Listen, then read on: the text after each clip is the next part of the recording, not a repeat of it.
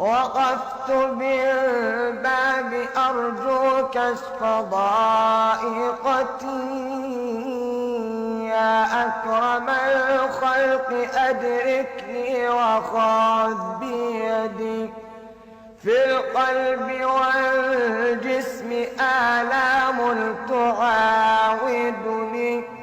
إذا نظرت إليها اليوم لم تعدي